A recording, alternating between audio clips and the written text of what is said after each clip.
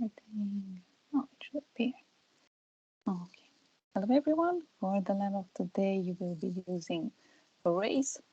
So in fact, this array is a structure where you have an index, and the index starts from position 0 until the length, but it will not use that maximum length which you define at the end.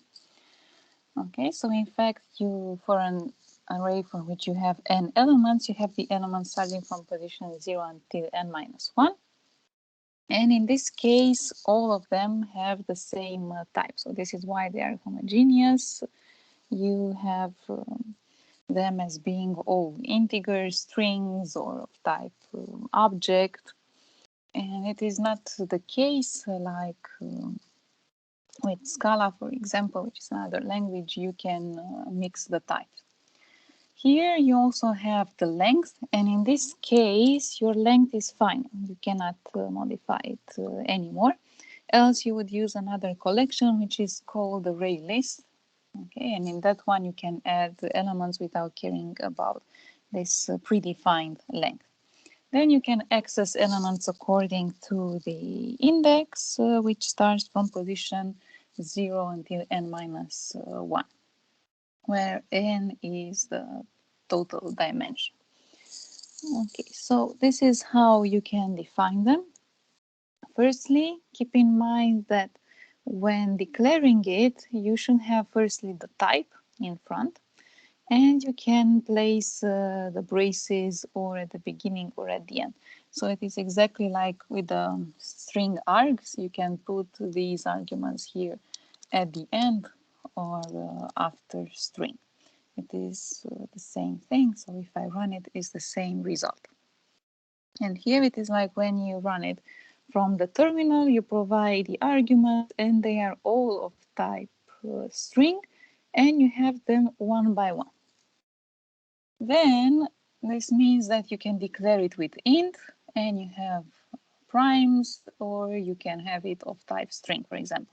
But keep in mind that you need to also allocate which is the dimension for it, meaning that you have the size such that in primes, for example, you have a maximum 7 numbers. So the index starts from position 0 until 6, as well as you can have these names. So you will have strings, and you can use, for this example, you can have these primes and to add the length.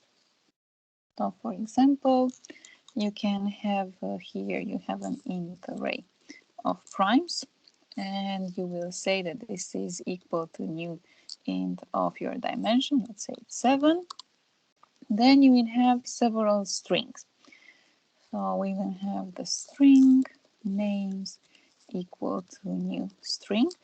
For example, I want to have the same dimension as for primes. So I have this primes dot, and then I can have this length function, which I define. So I will also have 7 names, which is the maximum capacity for this array. Then in order to assign values, so here you have declaration and you also allocate the whole dimension. Then you can populate by having primes of position 0 as being the first prime number, which is 2. Then the next one on position 1, it would be 3. Then you have 5, 7, and so on. Okay, and for names, you have it in the same way. You start from position 0 and you add your name. Okay, and names of 1 as being also okay. Okay, so this is how you populate one by one. So keep in mind that you start from your position, okay, which is 0, and you start populating it. All right, so here when you have a numeric array, like in the case of int, you have the default value, which is 0 for that certain position. and whether you do have some objects like of type whatever car, let's say, or based on your class, then you would have null objects for it, whether they are not filled in with values. Okay. So this is also when you allocate it, so you can do it as I did. You can put it separately, like first you declare it and you allocate, or you mix them and you have like here, you write it on one line. Okay. After that, you can also add the values, not one by one, but to receive them on a single line.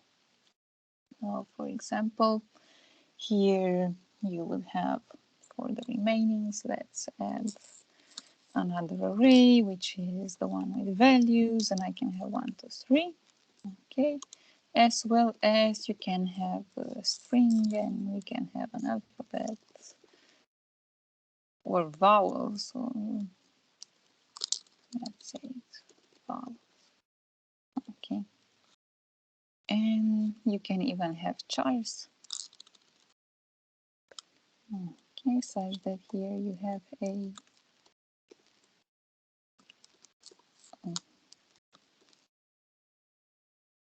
okay, and you have them, so you can put the type in front. When you have something like this with a class, you should also define it. So in this case, keep in mind that you cannot have two classes, two public classes inside. You would have here another instance, like I have the class point. And my point has what inside? Any point is characterized by two coordinates, like here. And you have coordinate x and coordinate y. So you have a private int x and a private int y. So this is when you want to represent a class, okay? And you have the attributes, okay? Then you have the two attributes which characterize a point, as well as for it to create it, you should have a constructor.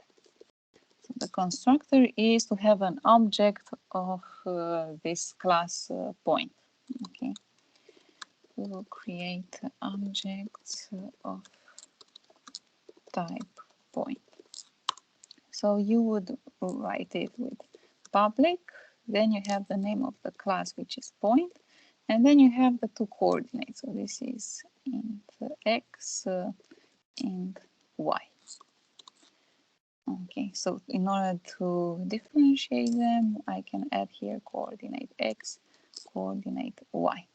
So this means that in this context, I can set x as being my input variable, which is this coordinate x, and I can also set y as being coordinate y. Now, as you can see here, you start by writing public, then you add the name of the class, and here you have all the variables, okay? So your input parameters, in fact. All right, then what I can do. Excuse me, I have a question. Okay. What is this dot x and this dot y? This is in order to access in the current context, you have these two private variables. So you are in the context of the class point, and this is how you access them. Okay. So you refer to the class, and this is the attribute x, which exists in point. Okay. While these are your input variables. And having them with private, you can declare your setters and getters. So when you have a setter, is when you want to fix a certain value. Let's say that I want to modify the x or the y coordinate, and this is when you have it as being public. You want to access it from outside, Then you want to say which is the return type. Okay, return type, and when you want to set, you don't want to return anything, so this will be void. So whenever you don't return anything, so when a function does not return a value, okay, the return type is void. Let's add it here to see it better. So you have public, you have the return type, then you have set and the name of the parameter with some value. Okay, you have type and your value variable, which is input variable. Okay, all right. So this means that, okay, see it better like this. You will have to set x. So we have public void set x, and I want to modify x with int new x coordinate. So this means that again I need to access based on the current context. I have this dot. I have my x, which I can access, and I will set it to be my new x coordinate. Then the same you do for y. You have a public void set y of int new y coordinate, and you set this dot y as being my new y coordinate. Okay, so this is for setter when you want to modify the value of your attributes, of the class attributes. When you modify the values of the class attributes. Okay. Then what I want to do is also to have getter. So when you have a getter, this is when you need to return to retrieve a value. So this means that it will be public such that you can access it from outside the class. You can access the method from outside the class. Okay. Such that, so we have public, then you have the return type, then you have this get of paren, as well as here you don't need any value inside the brackets because you don't set anything. So no value, and because you do not set any value. And you get in fact the value from the current context. You return a value from current context, which is the one of the class point, because you are inside. Okay, so this means that in this case, I will have what? I have public, which is the type of your coordinate x and y.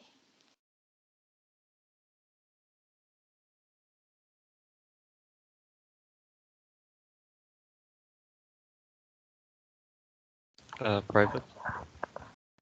The type is this one, Integer. because here you have your accessibility and being private. So you can access it just with the getters. You can access it just via getters. Okay, so you have accessibility, then you have type, and you have this attribute name. Okay, such that here you have a public int get x. You just return this x, so this means that you return from the current context the value of an object of type point. And the same is for public int get y, and you return this dot y. Okay. Let's see. Do you have any questions up to now regarding this class? So as a recap, whenever you have a class, you define the attributes which characterize an object of this type. Any point has the coordinates x and y. Then in order to have an object of this class, I need a constructor, where the constructor always has public in front because I want to access it from outside. I have the name of the class and I have the two attributes which characterize it. So here you create an object of type point, such that in the current context you set your attribute x to receive the value of your input variable, which is coordinate x, and similarly for y you get the value of coordinate y. Then for the setters, you don't return anything, so the return type is void. The accessibility is public because you can access it from outside the variable. You don't return anything, and then you have names which have a value, so have some significance. Here it means that you want to set the x coordinate, so it means that you receive a new x coordinate, such that the current x will get equal to the new coordinate. And similarly, when you want to do it for y, you also have it to be public, to access it from outside. You do not return anything, so it's void.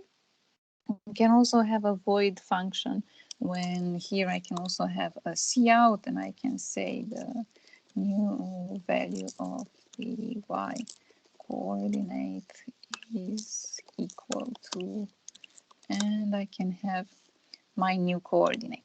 So as you can see, you can concatenate a value of int with a string, and the result will be a string.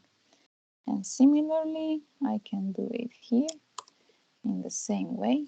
The new value of the x coordinate is equal to, and here this new y coordinate does not exist in the current context, meaning that you can access or this dot x or my new x coordinate. Okay. And for the getters, this is when you return. It is public because I want to access it from outside the class. Then the return type is an integer, and the name should also have a significance. So here when you return something, it means that you want to get a value.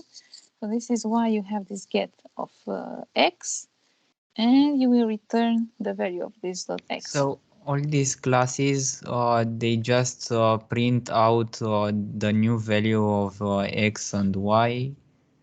These two methods, which exist inside the class, which is point.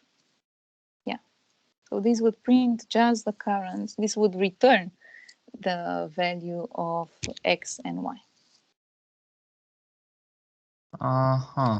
So basically when we când apelăm get x, we basically just get returned this dot x, the x that was set somewhere somewhere above in those methods above. Okay. Exactly, which were set in the constructor. Whenever you have an object of type point, you set your attributes, and then you can get them such that you can display them, or maybe you want to create a copy of an object. Thank you. I have a question too. Yeah. So private int x and private int y are private so that they only work with getter, right? Exactly, yeah. And that from outside you cannot modify them. So you should use just the setters and the getters such that you can access them because they represent some address in the memory. You've got the value, and this is how you access them. Oh. Okay. And keep in mind that here you have the part. So you start from your package, okay, which would be the whole way of structuring your whole project. Here I have PL and course 4. But then you have here on the leftmost, you have the class. then being inside, you need to have this tab, okay? So you use tab, okay, use tab, okay, to show that you are inside the class. And being inside the class, you need two tabs, okay? So such that to see that this whole code belongs to this class. So if I minimize it, it is this one, as well as I can minimize these constructors and all, and you can see them part by part. So you can see what you can access. This is how you structure your whole code over here. Let's see, any more questions up to now?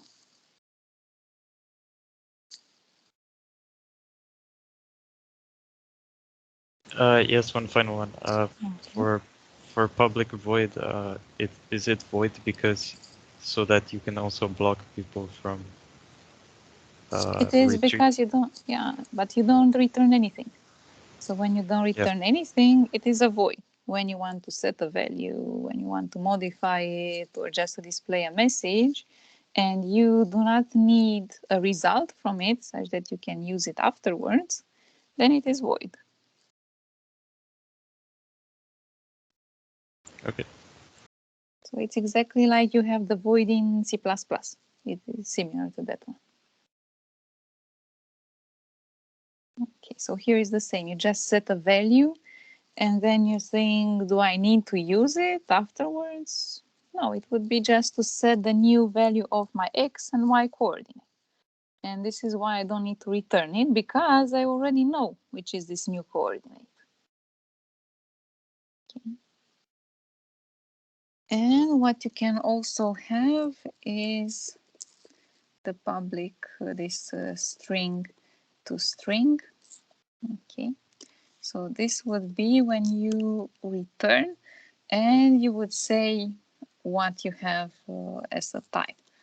So here you would return your x coordinate, or you can have the pair, something like this, return x plus, and then you have this dot x, and then we can have this comma, and I can have this dot y to display it as a point.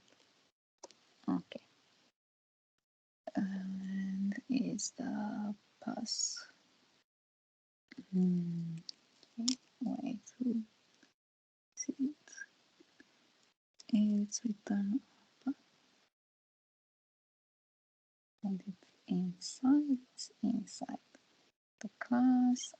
It has yeah, no input parameters. That's what. Okay, now it's fine. So when you want to display the object, so this is used to illustrate the content of an object of type point.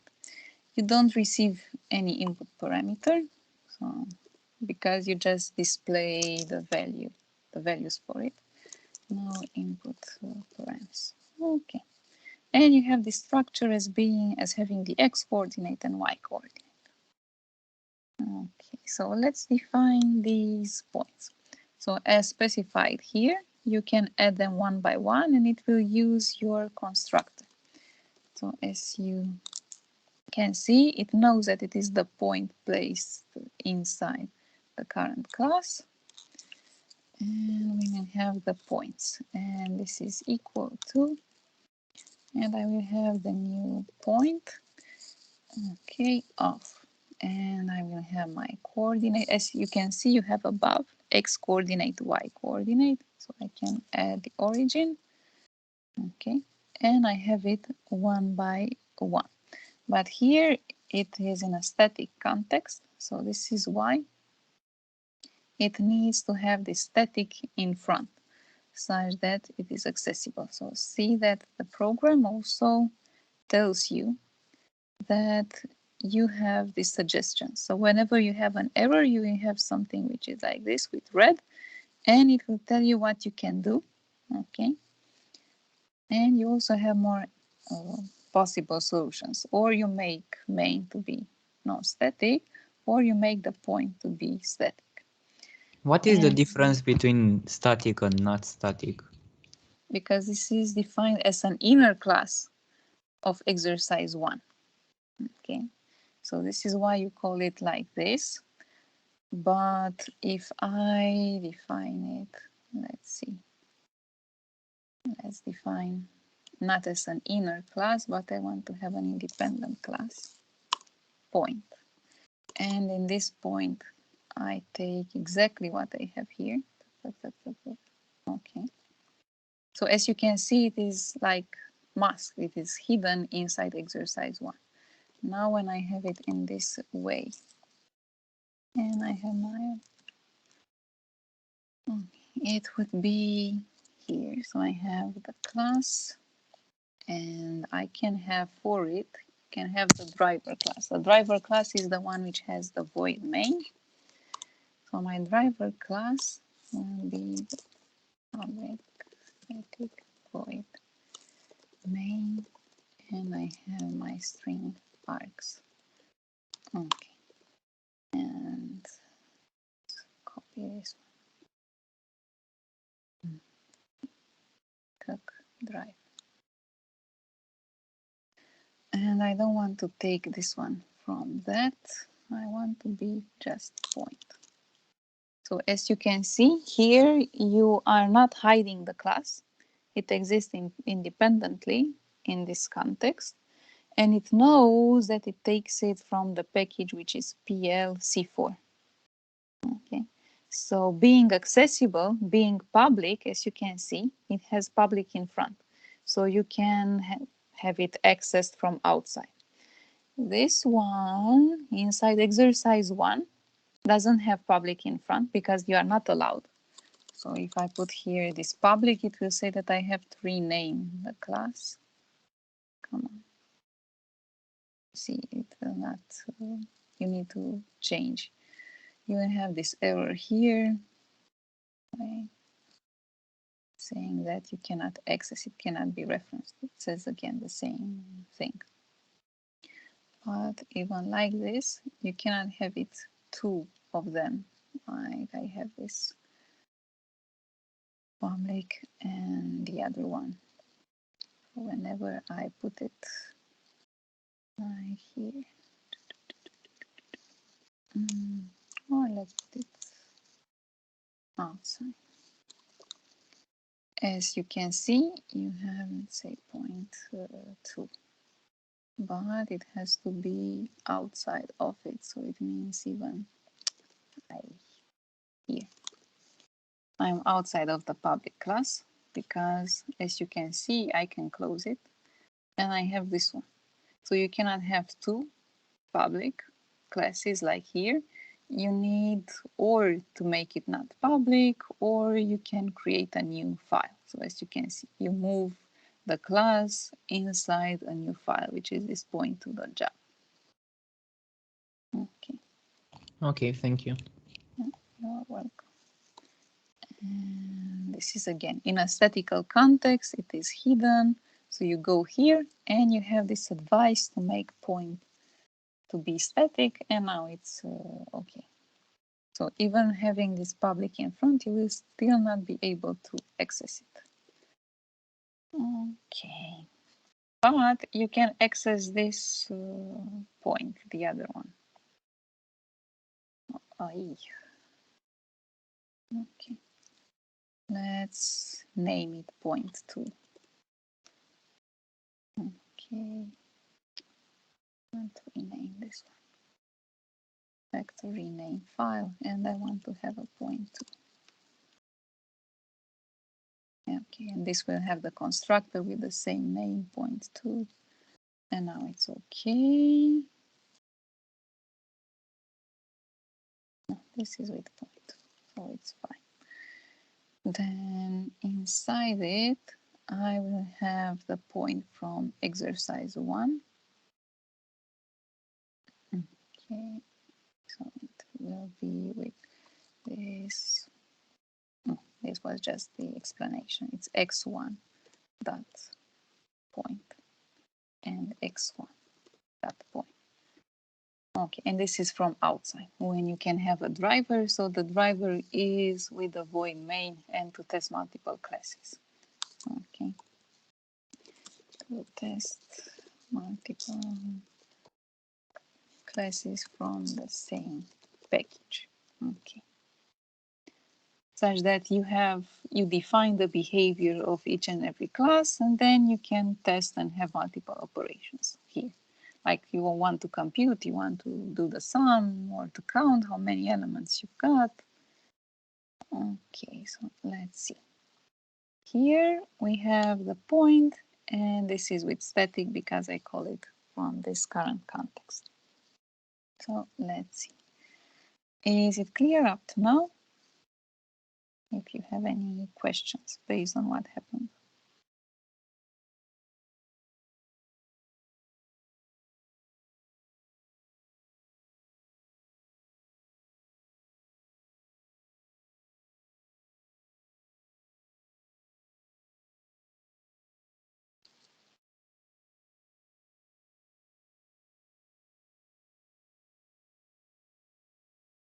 Okay, maybe you think about it afterwards, or if you notice some things which are not clear enough for you, you can also add here some anonymous arrays, meaning that you can define some values, but you don't assign it to a certain variable. Like here you have a new type and then you add it. It's like, take this one, I put it here, but it just exists. You have an object in memory according to it. But so this is just when you have an anonymous reference to a point which you define here. As well as you can add them in this way. And you have them one by one. Okay, so it would be like you have a new int and of your dimension. Okay. Then what you can have is to have a matrix. And in this matrix, you have the number of rows and the number of lines. So as you can see, you can define it. Let's see here. Don't forget that you need the tabs. Okay, so first you have one tab because you're inside the class, and another tab because you're inside the main method. And now here I can define a matrix. You can have a two-dimensional matrix. Okay, so this is a two-dimensional matrix. Okay, and it will be a new int, and you say how many rows and columns you've got. You can have it a square matrix, for example. You have rows and columns. Then what you can have here is to have this string. Let's say, for example, I have my string cats. Okay, and inside it, I can define, like here, I have my values, okay, one by one. Okay, so let's see. It can be the same. Okay, you have the name of your cat. And you add the color of the cat. Okay. And you add them one by one.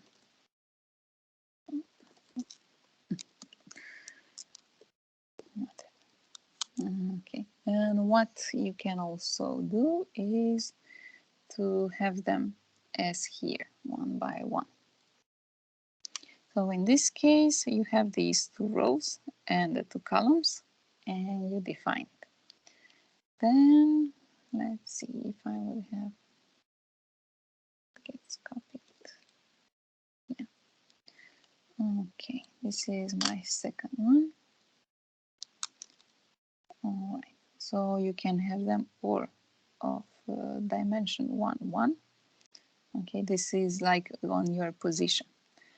Okay, Okay, so you would have this is like 0, 0, you have 0, 1, 1, 0, and this would be 1, 1, and 2, 0 would be in fact this TED.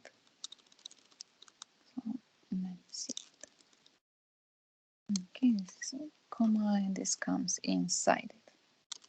So if I want to do the cout of cats2, and I want to have this position as it's saying here 1 and 1. Okay, and if I display it, it's in terminal.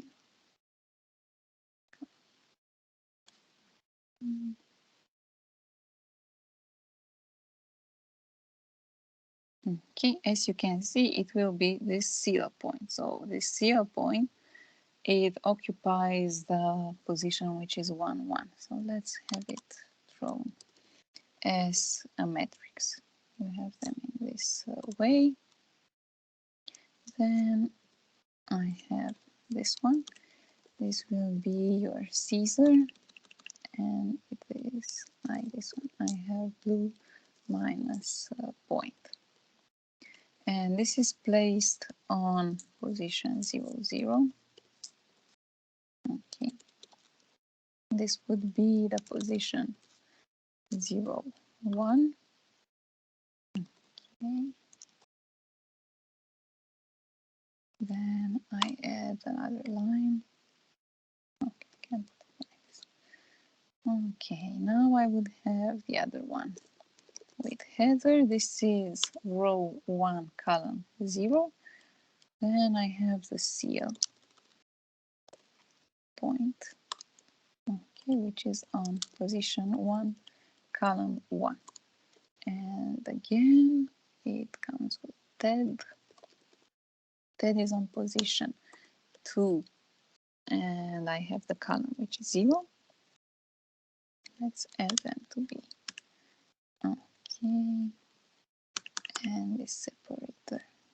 All right, now I have the red point, row 2, column 1.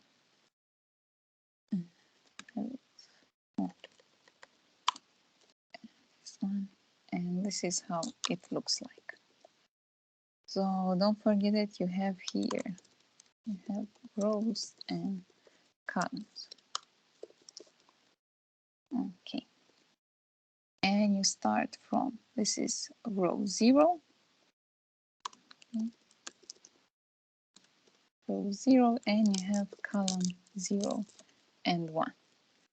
This will be my row 1, column 0 and 1. And I have my row 2, column 0 and 1.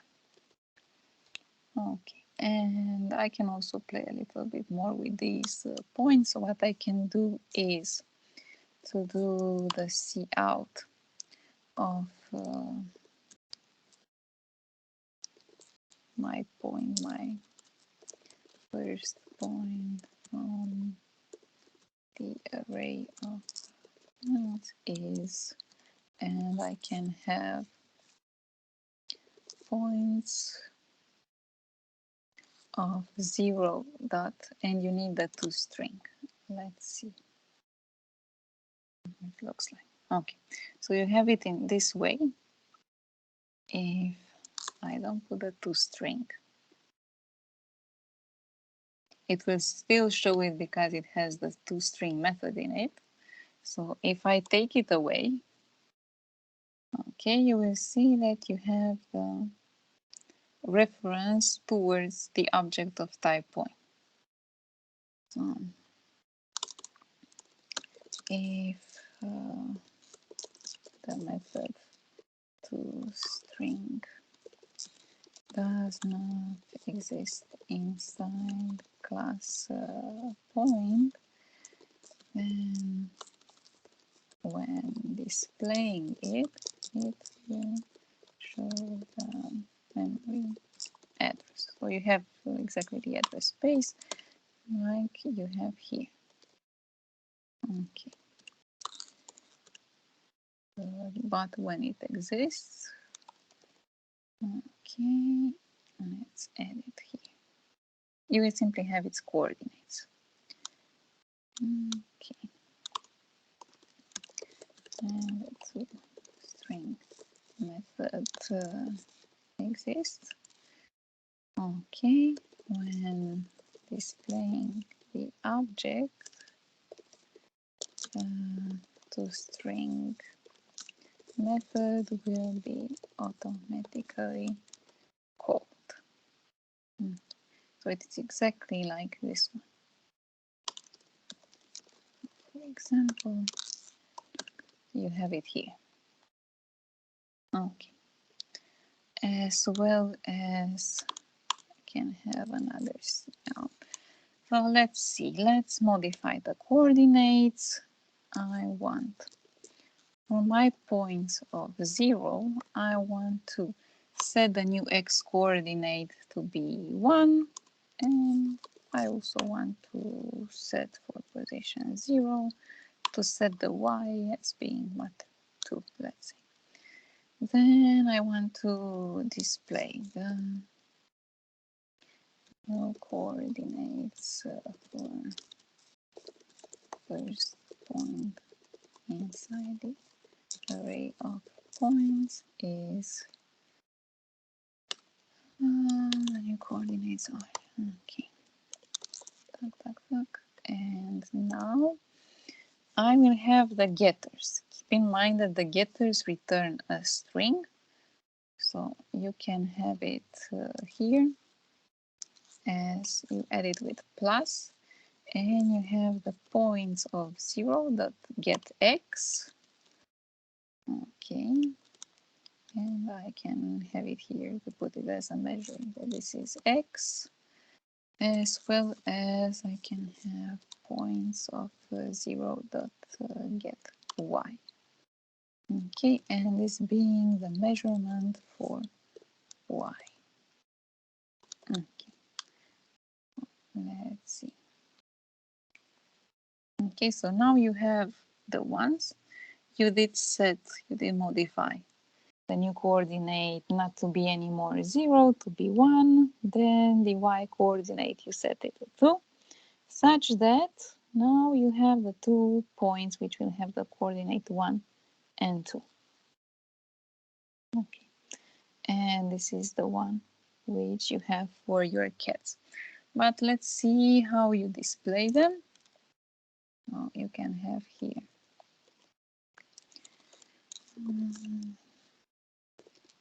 The value for the index. Okay. Inside metrics cats2 is, and I have this cats2 for it. So now you will know to what it references, or else you won't be that easy. So let's see, if you want to display row by row, you will have a for int I from 0 until I is less than what? You have your cats dot, which will be it. You have the cats2 dot, and you have which dimension? Length. Okay. Let's see. So you can see that you have cats2. Okay. Dot length, which, okay, it provides you what? 3 is the number of what? Here you will have 3 rows. But how many columns do you have?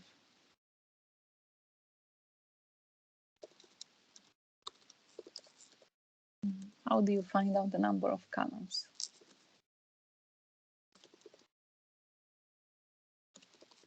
So the number of rows for the cats2 matrix is, and we have it, while, which is number of columns. How do you find the number of columns?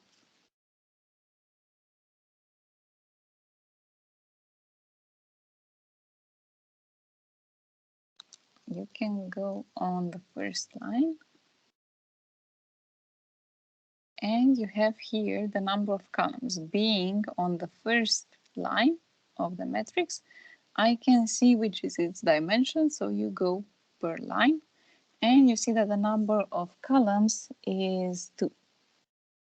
Okay, is it clear for everyone? So here with cats.length, you receive the rows, because what do you have here? This is an array of, in fact, so you have a string which is defined as this array. Then what it looks, when you have the cats.length, it will say, oh, I have this one, so this is one instance. This is my second one. This is my third one. So cats.length, in fact, it will say that, okay, I have 3 arrays of strings, okay? Because here you have an array of strings, a string, and inside it you have other strings. So it means that here it looks like it will count based on the comma separator. So I have this set, and this set of values. Then when I want to see the number of columns, I will look over here. And I will see how many of them I have, and it will say that the number of columns is 2. So in order to display all the elements, you go through all the rows, I++, and then you need to have another tab because you're inside the for loop. I have a j value, j is less than cats2 of 0 of length, and you have the j++, such that I will display what? I have my cats2 of which index of I and j, and I will add some separate. Okay, but here, whenever I finishes, I should also have this new line, such that what you obtain is a structure like this one. You have them one by one. So you have the Caesar, you have the blue point, or we can have here the beginning of this line. So to create somehow type of matrix. Okay. Here you would go on a new line, and here you would have the pipe. You add the value. You have a new pipe. Okay. But you also add it at the end, so you can have it in this way, one by one. So you can have the print before it with the pipe. Okay. Then being inside, you just concatenate. At the end of it, you add a new pipe. And then you go on a new line. So what you will have, in fact, is something like this. You get one by one. Okay, so you have Caesar. Okay, and at the end of it, of your 4, should add this part in order to close your matrix. Now you see that you need more spaces. So, okay, and you can also have the separator here. To have it between this Caesar and point. Somehow like this. Okay. So you have Caesar, you have the blue point. Now this also ends at the end, so I don't need this one anymore. But I should put some distance here to have it better placed. So, okay, in a way. Yeah, this also depends on a number of characters. Okay, so this is how you see the matrix one by one. Do you have questions up to now?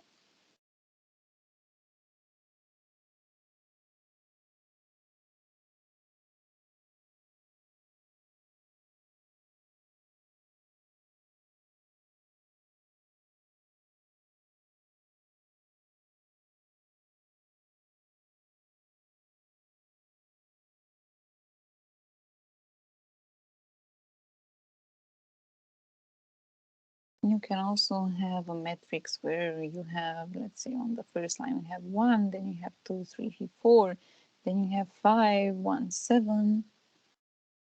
So let's see. This one. Regular as being, let's take the same example. You have 1, then you have 2, 3, 4. Then you have your 5 as one element, and then you have 2 elements. Okay. Good.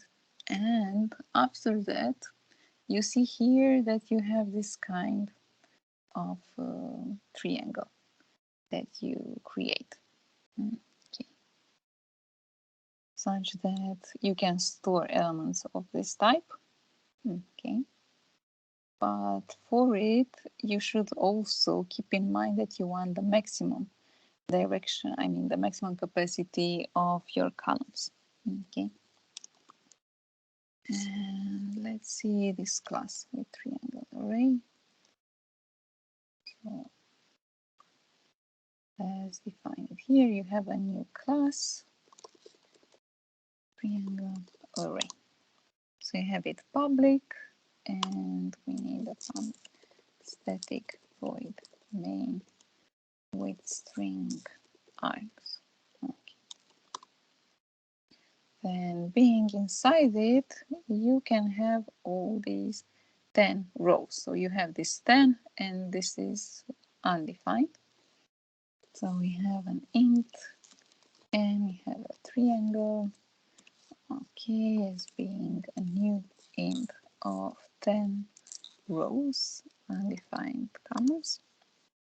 And for it, you will want firstly to have for int I, you start from 0, then you want to fill up all the rows according to that position. So it means that you go up to your triangle dot length. So this is your number of rows, and you have your I++. For this one, when you have just one operation, you can skip the braces, such that you have the triangle, okay, triangle of I, so based on the I position, to be equal to the value, which would be this I plus 1. Okay, good. And then you would like to display it according to it. Let's see. Here you will have your 4. You have again, so you can declare this I here before, or when you want to use it again, and this is the current context, you have again the int, or if not, you have here int I, and then you have I equal to 0, and then you can reuse the I. Okay, and I will be less than your triangle, okay, the length, while you also have this I++. And being inside it, you will have to declare J. So this is in order to go through all the columns which you've got per record. Okay. And this is based on the dimension of I. So before I was thinking that I have a matrix which is regular, and this exercise 1, And this is why I used this 0, thinking that it is not irregular. If you have something which is irregular, you have this j starting from 0, then j needs to be less than your triangle. But now you have it per row, so you need to look at I and you call length. So being on the row I want to see how many columns I've got, and I go until the end of it. What I need to do here is to display, but on one line, so this is why you use the print of triangle, and I have my positions, which are I and J. So you take them one by one. After you did finish the for, so you are here, you are outside the for loop, you can have a new line, so you have this C out of new line. So let's see how it looks like. You will have these zeros, as you can see, okay, and you fill them up as being a new int of this I plus 1. Keep in mind that you allocate, you say that this triangle of I will receive an array of I plus 1 numbers. So this is exactly what you've seen here, that the default value is 0 for numeric arrays. Okay. So you need to say how many values you've got for it. Okay. Or else you will have to also specify which are the positions. So you will have triangle of 0 and some position as being I and so on. Okay, so you initialize it. In fact, you would have something like this, and you will have to set it according to the position of J. Now here I can set my element as being triangle of I and J to be equal to my J. Okay, then I can get this one and I can delete. Okay. And now, okay, this is my J. J is that I want to display, so it will be here inside in order to be known by the context. Now when running it, as you can see, you will have numbers which are assigned and you have them one by one. So you can have this even the J plus 1 if you want to start with 1, 2. Okay. Okay, so it can be in this way, one by one. Okay, and you can also add some separator if you want to see which are the numbers. Like here I have a 10. Okay. So whenever you have a numerical value like this int, okay, you have it in this way, or else it will be a null value because it didn't assign anything. Okay. So we have them one by one. Let's see, any questions up to now?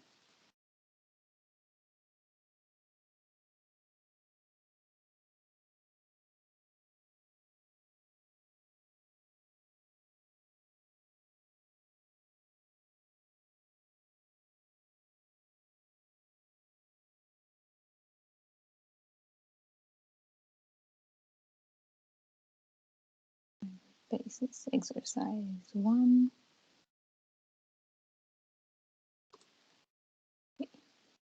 Here, if you want to test it in parallel, this is when you have point 2 as being an independent class which you can access from outside without static.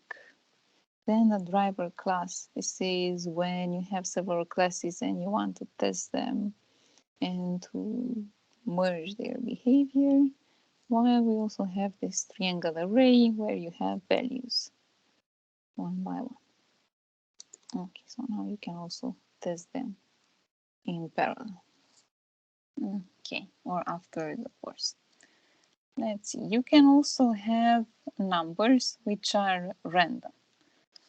So let's say I have here random and O.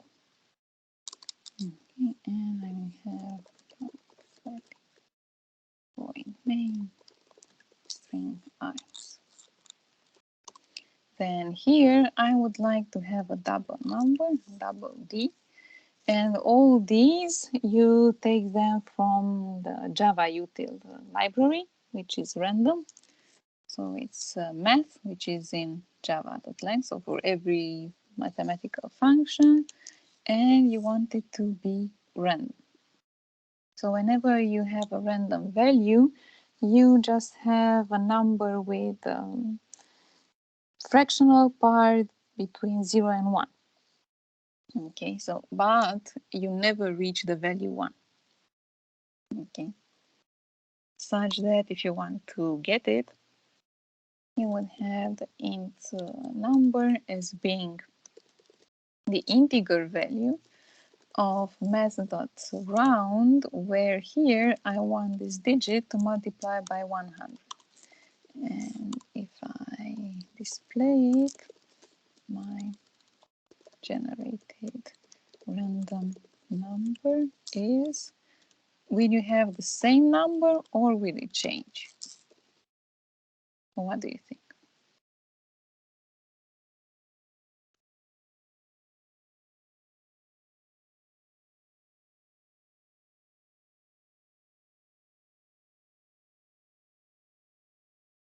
And here you have a number of how many digits?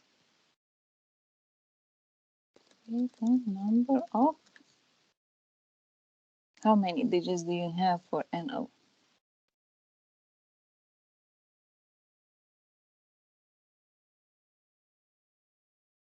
So this one 100.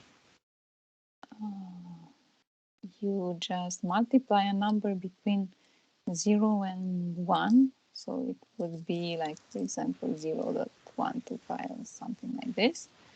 And here you multiply it by 100. So here you have a number of how many digits? 2 digits. If I have this one and I multiply it by 100, you have 2 digits. Okay, because you would have something like this, 12.354, 6, and then you have the integer applied. So this leads to 12. You also do the rounding, okay? So if you have this 5, 0, and something, then it gets rounded to 13. Let's see this one. Okay, so you have the random generated number, and when I run it again and again, you will have another number which will be provided. Okay. Because, okay. Yeah, I can also have this one displayed. Generated D is equal to, and I can have this D. So this is how it looks like, as you can see. And based on it, you just multiply. Or what you can do, you can simply use the next int. So I can have int NO, and I have these 2 digits. I can write it like this, as being my random.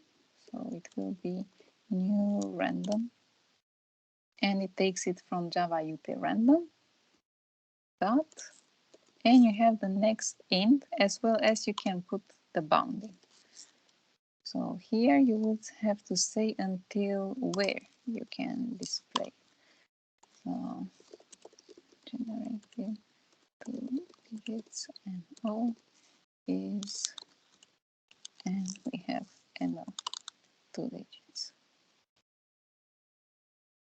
Okay, so you can put it and you have a number inside this range. So as you can see, if I put here 200, it means that in fact I have the interval between 0 and 200 without it, because you start from position 0, so in total until 199 you have 200 values. Okay. Do you have any questions regarding the random numbers?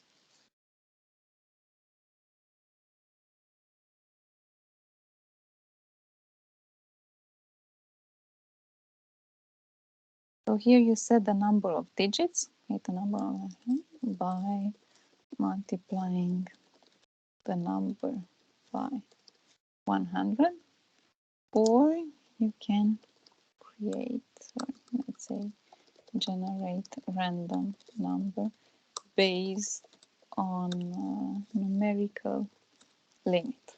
Okay, so here it can be of so here I can make it even of 3 digits. Okay, but it will be like this. It can exceed 2000. So when you want it to be until a certain value, you have this next int, and you get value for it. Is it clear for everyone?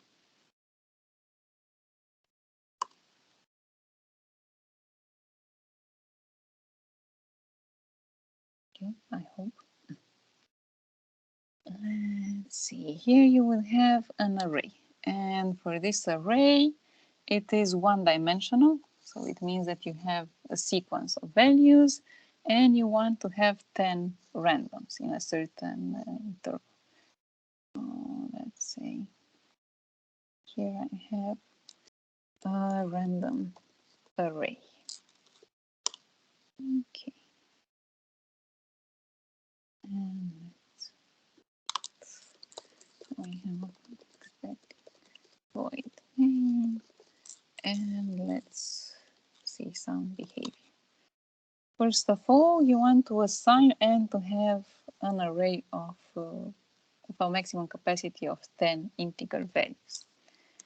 Okay, so create an array of maximum 10 integer numbers. So this would mean you have this int a, and you have it as a new int of 10. Then I would like to have my random number, which I can use. And here I would have numbers which are less than this 100.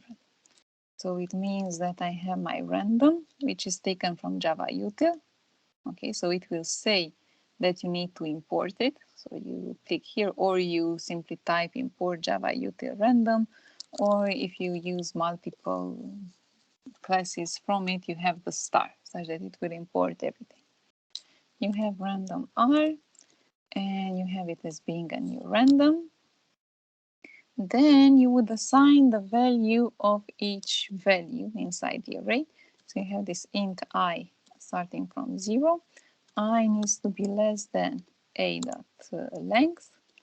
Then you have the I plus plus. Okay, and you will make a of I as being the random, and you want it according to a bound. Okay, and you want this bound, this number, to be less than 100, starting from 0 and then 100 with round brace. Okay, then you want to display element by element. Okay, display the array, which means that again you have the same for, and you have this cout, such that you print on one line, and you have a of I, which you concatenate with space plus. Okay, so let's see the generated elements. And I have several classes, so I need to go here, and they are generated, and whether I run it again, you see that you obtain different numbers. Okay. After that, you can also see which is the minimum and the maximum value, meaning that you would have to define an int, min, and the max. Then you would set a value. Let's say you start from the first position. So first of all, you will have this min. You can also use this integer dot. You have minimum value. Okay, this is in fact provided in hexa. This is why you have this x, and you can have But in fact, you start with what? The minimum value will not be the minimum value here. It will be, in fact, the maximum value. And the maximum value, you put it as being integer dot mean value. Okay.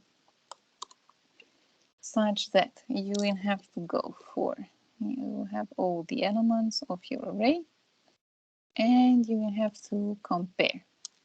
Such that if my a of I is greater than my maximum, it means that my maximum will become equal to a of I. And another case is if my a of I is less than my minimum value, then my minimum value will be equal to a of I. And then we have cout, let's say mean value equals, and I have my mean, and I have max value equals, and I have my maximum, such that when I run it, okay, you will have both of them displayed. And here we need a new line such that I can see it better. Okay, so you have the mean and the max. But if you would have set this one to be the minimum, this was absolutely the minimum value, and this would have remained the maximum value. So let's see them being these ones at the end of your interval, and they are displayed in hexadecimal. So as you can see, this is the one with -2 to the power 31. And the max value is the one with 2 to the power 31 minus 1 because you start from 0. So always you set the max to mean and the minimum to the maximum value, after which you start to search for them. Okay, so you have them in this way, and it is correct. Okay, adding also them in the chat. Then what you would also have here is when you want to have a two-dimensional array. So this is for the one-dimensional one. Okay, create one dimension. Okay, then what you can have, and I can add something like this. Okay, this is for a two-dimensional array. So it means that I have an int, it is a matrix, in fact. This is in fact, you have a matrix. And it means that you have a new int, and you set the capacity 10 rows, 10 columns. Then I use the same random, which is here, so I don't need to define it again. As well as I will start from, I have my first line on index 0, and my line is up to m dot length, because this is the capacity for it. Then I will have my line plus plus to go through each and every line inside.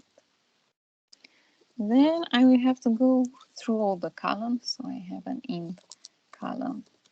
This starts from 0. My column needs to be less than what? I have m of index line, and row by row, because maybe some values do not exist, I have this length, and I have my column plus plus. Okay, and what happens here? Well, I will have to say that my matrix on position line and column will get a certain value, which is r dot next int according to the bounding. So again, it belongs to the interval 0, 100. Then I would also like to display it. Okay, so this is when I want to display, and I would use again this one. This is when you set it and to be regular. Okay, so here I will have the cout of lining. Okay, and this is based on print. This is with plus. Okay. At the end, you have C out of line. So you have them in this way, and you have 10 values. Now the question comes when I want to display an irregular array. So here I can even override. And for overriding, I can say that my M will receive this 1, 2, 3, 4. Okay. Then I can have like here 5, 6, and the rest 8, 9, 10. Okay. So keep in mind that you also need this new int in front for it. Or else when you initialize it, you can have this one. But here I need to say that it is an M2. So or you define it like this and you override the content, or you put it in this way. So you have two ways of doing it. But when overriding, you see that you don't have any more the dimension with 10, 10. You put it in front and it is automatically assigned according to its capacity. So let's display it. And I will display based on M, the values which are here. So these are the ones. We have 1, 2, 3, 4. Then we have 5, 6, and the remaining ones. I can also have a separator here when I override the content of the matrix. Okay, so this is the one which is assigned, as well as I can put here to have the M2, but it will be the same thing. And I have M2. So it's absolutely the same one. Okay. Do you have questions regarding this part?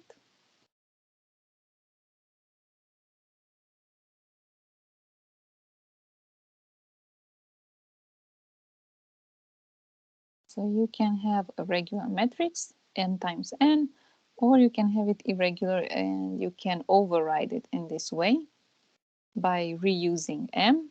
So this is reuse m, or you can define a new one.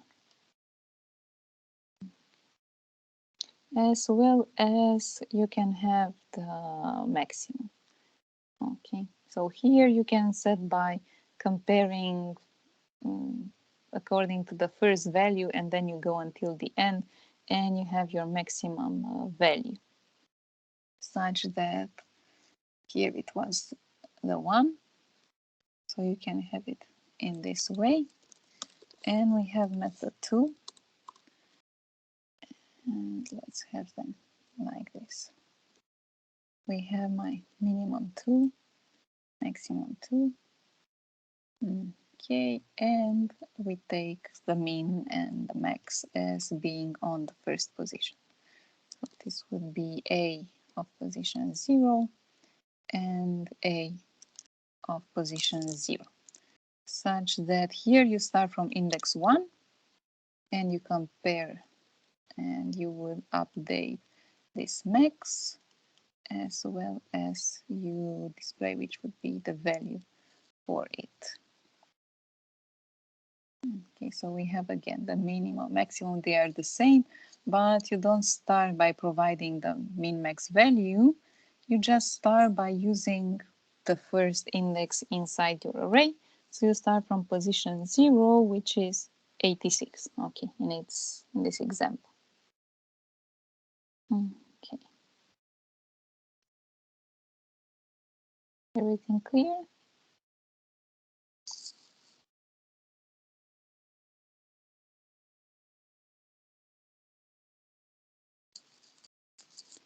Then what we can do, according to this array that I've got, this A, in fact, I can even change. So we have the bubble sort between them.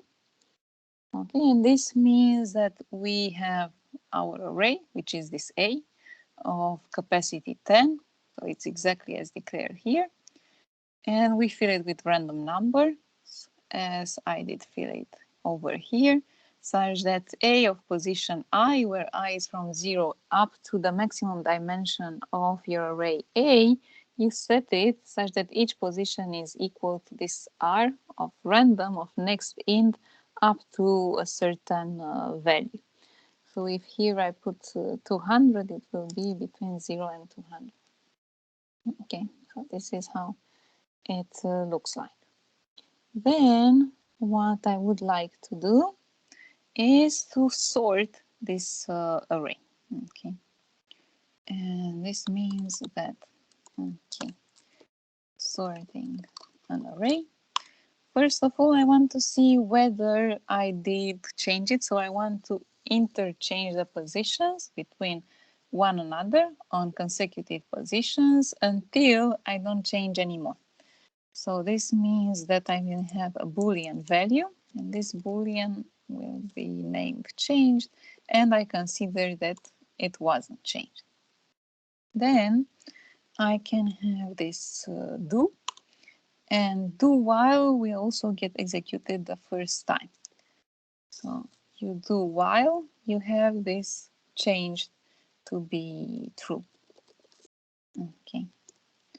So let's see. This means that first of all, when you start from index 0, you say that nothing was changed. Then you start from my index 0. I want it to be less than my array of A. Okay. But remember that I use consecutive positions. So when using consecutive positions, it needs to end in length -1. I have my I++, and then I will start to ask. If I have A on position I, which is, so now it depends how you want to sort it, in ascending order, in descending order. So if I have an element A of A, like let's say this 30, it needs to be great. Okay, let's have this one. I have the 122. This is greater than the one on the consecutive position. So this means that this one will come on the position of 122 and 22 on the position of this 134. So you just change them according to consecutive positions.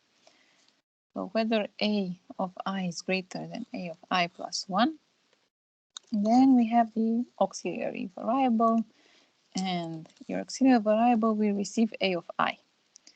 Then my A of I will receive A of I plus 1. So why do I store it inside this variable? Because when setting it in this way, I lose the previous value. And now the next index will receive the value which I did store inside the auxiliary variable. Okay, so being the previous one. Okay, so this one receives previous value because A of I contains the updated value being the one of the successive element. Okay, so it's exactly the following element. And in this case, I will say that yes, I did change it. Okay, and you will then have it displayed. Let's have them display one by one. It was this one to display the array. Let's see. So we have sorting. Check. See out. After sorting the array. Let's see. We have this one, which is sorted. And as you can do, you do this while changed. The while changed is, in fact, while changed equals true. Okay. So while it is true, you do the condition. So you can write it or in this way. This is the equivalent of while changed. Okay, so it's like while one is a continuous loop. But here, don't forget that you start, so you go from position 1 until the end, and you will change the positions one with another. Okay, it's like this 82 is greater than 79, you change 79 with 82. Then it goes to the next pair. Okay, and you will have the array which is sorted. I can display, okay, let's have them here, and okay, this one will go until the end of your array. Let's see what it does. So I can have here int counter equals 0. Okay, and I can have here and say that I have my round plus counter. Okay, and I display it, and then I will simply update my counter as being as the loop is getting repeated. All right, let's have them here. This is how it looks like at the first round, because it changes position by position, okay, after each and every round. So let's see.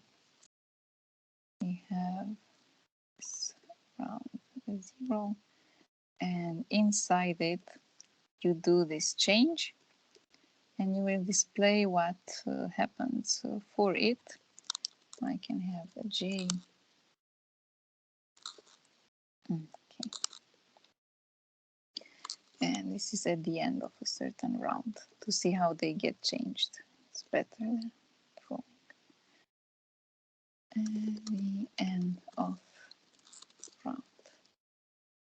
Okay, and I have them one. This is with print.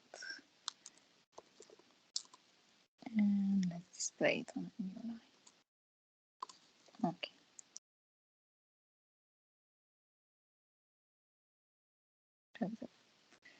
So you are here.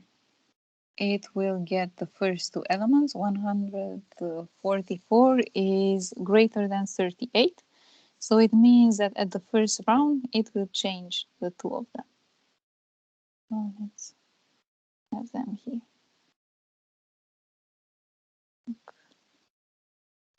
Okay, and also let's have the code with this one.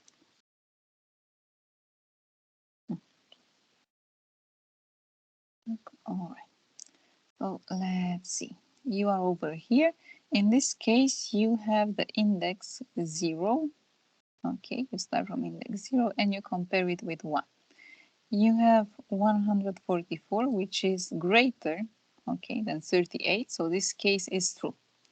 Then my auxiliary variable, okay, will get the value of ax0, okay, is equal to a of 0, okay, which is 144. Then I have the index, my a of 0 will receive the value of a plus 1, so it will be the one with a of 1 being the next value, 1, and it will be 38. And now you see that you want to use the previous value of a0, so this is why I use this auxiliary variable, meaning that my a of 1, okay, it will receive the value which was on a0, so it means that I need to use it here, and it is my auxiliary variable, which is 144. So we started from index 0. Okay, we are here with the pointer. And it turned out that the result is exactly this line. Then what it will do, the pointer will be placed here. You have the next index. You compare, is 144 greater than 175? No, so everything remains the same. Then I have this index, my pointer right here, okay, and it will say, is 175 greater than 140? Yes, so it means that I need to change one another, okay, based on the same criteria as before, according to this one. So it means that 144 comes here, okay, and 175 goes here. And this means that I arrived at this index. And now again, I need to compare it based on the next value. This one is again greater, so you need to interchange them. This one appears here, and the other one comes here. Okay. Then I have my new index. I arrived at this position. Again, I need to compare. Is 175 greater than 6? Yes, it is. So it needs to be interchanged, meaning that 6 comes here and 175 goes here. I reach this updated index, okay, which is here. Then this one, I compare it with the other one, but it is less. So I move forward. I am here. Again, this one is greater than 173. So I need to interchange them. So this one comes here. The other one goes here based on the auxiliary variable. And I reach this step. Okay. And now again, I need to compare this 197 with 38. It's again greater. So this means that I need to interchange them. 38 comes here, 197 here. And I have this position. Then based on this position, this one is greater. So we need to interchange them. And we need to stop because the other one does not get any more change because it goes until a of length minus 1 and it's secretly less than. So we reach this place. So at the end of the round, we see that we have exactly the same thing as here on the last line. And then you continue because this change value was true. So you did have some chain ones, which are these ones in blue. And you again start with this one. You are on the first position and you compare. Is this one greater than this one? No. Then I move here. Okay. So it will go forward. I mean that you have, okay, so it will be here, then it moves forward, it will go here. And being here, this one is greater than the other. So this means that you change it. So in blue, we change it. Tuck, tuck. Okay, we reach the next index, okay, which is this one. And you need to see, again, it is greater than, and again, you change it and you update the index. And this is what you do until when you go through all the elements of your array and you do not perform any change. So I will place this one here. Okay, so the very last thing will be when you did go through everything. So as you can see, you did go through absolutely everything that you've got, and it will display exactly the same thing. Okay, when going through all the elements, nothing will be changed. And in this case, you will be exiting because you have to go through each and every round until you modify, until you see which would be the outcome. And this is all. Okay. Well, let's see. Any questions?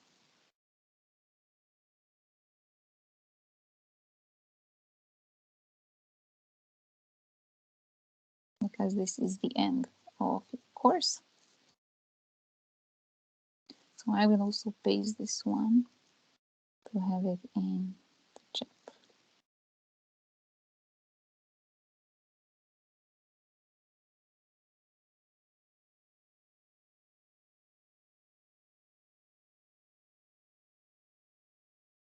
And don't forget that every time you enter the do while loop, okay, you make this change to be false, and then you go through all the elements and you see whether you did change or not something. And whether you did, then it means that you need to enter the loop again for another round. That's all that you need to do.